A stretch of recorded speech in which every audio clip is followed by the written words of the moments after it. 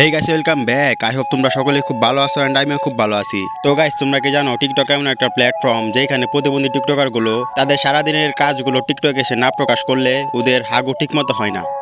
মানে যত দুঃখ কষ্ট আছে সবকিছুই টিকটকে এসে শেয়ার করা লাগে। কয়টা ছেলে প্রপোজ করলো, কয়টা ছেলে পিছনে করলো, এভরিথিং সবকিছু ওরা টিকটকে এসে যতক্ষণ না পর্যন্ত এই সব শেয়ার করবে ততক্ষণ পর্যন্ত ওদের পেটের ভাত হজম হয় না, তার সাথে সাথে ঠিকমতো হাগুও আসে না। আবার টিকটকে এমন কতগুলো প্রতিবন্ধী আছে যেগুলো নিজেদের এত সুন্দরী মনে করে যে কি বলবো, নিজেকে পৃথিবীর সবচেয়ে সুন্দরী মেয়ে মনে করে। সো গাইস, আজকে এমন একজনকে নিয়ে রোস্ট করব যে কি না আগে ছিল এমন, তারপর ফিল্টার আটা ময়দা সুজি মাখতে মাখতে হয়েছে এমন। এখন আমি জানি আমার মতো তোমরা এই বোকাচোদার ফেস দেখে অবাক হইছো। এই যে একটা কথা আছে না, কয়লা দিলে কখনো ময়লা যায় না, ঠিক তেমনি ভাবে এই বোকাচোদা যতই ফিল্টার ইউজ করুক না কেন, কয়লা তো কয়লায় থাকে, কয়লা কখনো সুন্দর হয় না। আমি প্রপোজালও পাইছি, আবার রিজেক্টও করছি, কিন্তু শান্তি শুধু পিছে ঘুরাইয়াই। তোর মতো মেয়ে প্রপোজ পাইছে, আবার তুই নাকি তাদের রিজেক্টও করছস। তোর কথা তো আমি বিশ্বাস করতে পারতেছি না।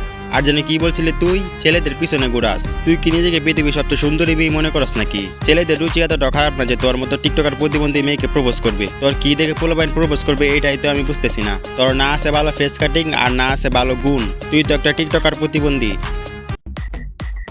ওই ক্রাশ শোনো, ওয়েট ওয়েট, এটা কি দেখাইলো? ও বুঝছি, ও এটাই দেখাইছে যে ওর ক্রাশ ওর বুকে প্রেমের তীর মারছে। সত্যি বলতে আমি তো অন্য কিছু ভাবছিলাম। আমি মনে করছিলাম ও হয়তো বুকে না দেখিয়ে পিছনে দেখাইবে। আসলে এইগুলোর কাজই এমন, একটা দেখিয়ে আরেকটা বুঝায়।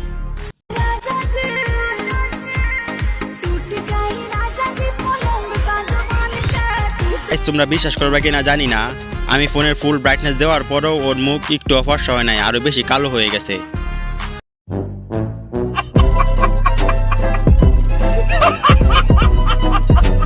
আই হোপ ভিডিওটা তোমাদের কাছে ভালো লাগছে। তো গাইস, আজকের মতো টাটা, আল্লাহ হাফেজ।